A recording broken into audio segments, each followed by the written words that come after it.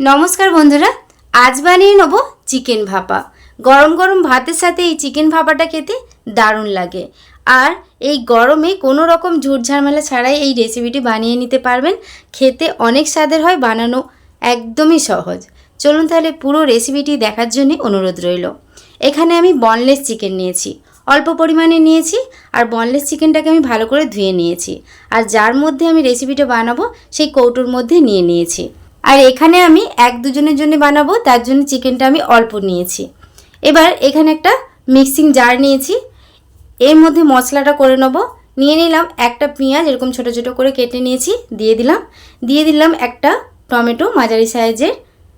আর দিয়ে দিলাম আদা রসুন কয়েকটা নিয়েছি, আদার কুচি করে নিয়েছি আর রসুনের কয়েকটা কোয়া নিয়েছি। আর এখানে নিয়েছি পোস্তদানা হাফ চামচ আর মগজদানা হাফ চামচ নিয়েছি, আর কয়েকটা কাজু। আর 2 চামচ আমি টক দই ব্যবহার করেছি। যেহেতু এটা অল্প চিকেন, তার জন্য সব কিছু উপকরণ কিন্তু আমি অল্প অল্পই নিয়েছি। টক দইয়ের বাটিটা ধুয়ে অল্প পরিমাণ জল দিলাম, আর এখানে জলের কোনো প্রয়োজন নেই, অল্প পরিমাণই লাগবে।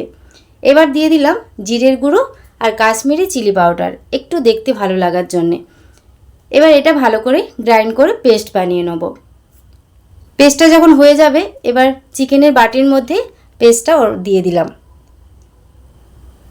আর এর মধ্যে দিয়ে দেবো স্বাদ মতো লবণ, আর দিয়ে দেবো 2 থেকে 3 চামচ সর্ষের তেল দিয়ে এটাকে ভালো করে মেখে নিচ্ছি। আমার চ্যানেলে আপনি যদি নতুন হয়ে থাকেন, প্লিজ আমার চ্যানেলটি সাবস্ক্রাইব করবেন আর পাশে থাকা বেল আইকনটা পুশ করে দেবেন আমার নতুন ভিডিও পাওয়ার জন্য। ফেসবুক পেজ থেকে যদি দেখে থাকেন, প্লিজ আমার ফেসবুক পেজটা ফলো করে দেবেন। এটা মাখা হয়ে গেলে এর ওপর দিয়ে কয়েকটা আমি চেরা কাঁচা লঙ্কা এর ওপরে দিয়ে দিচ্ছি। আমি এখানে কোনো রকম কাঁচা লঙ্কা মানে শুকনো লঙ্কার গুঁড়ো ব্যবহার করিনি, কাঁচা লঙ্কাতেই এই ঝালটা হবে। এবার এটা চাপা দিয়ে দিলাম। এবার এটাকে আমি ভাপিয়ে নেব। তার জন্যে আগে থেকেই কড়াই জল বসিয়ে দিয়েছিলাম। জলটা যখন ফুটে আসবে, সাবধানে ওই কৌটোটা বসিয়ে দিলাম। এবার এটাকে চাপা দিয়ে লো টু মিডিয়াম ফ্লেমে 20 থেকে 25 মিনিট হতে দিতে হবে। 30 মিনিট পর চাপা খুলে নিচ্ছি। এটা আমি 5 মিনিট আগে আমি গ্যাসের ফ্লেমটা অফ করে দিয়েছিলাম। একটু ঠান্ডা হতে এটা আমি তুলে দেখাচ্ছি। দেখুন, কৌটোর ঢাকটা খুলে দিয়েছি, কত সুন্দর হয়েছে দেখুন।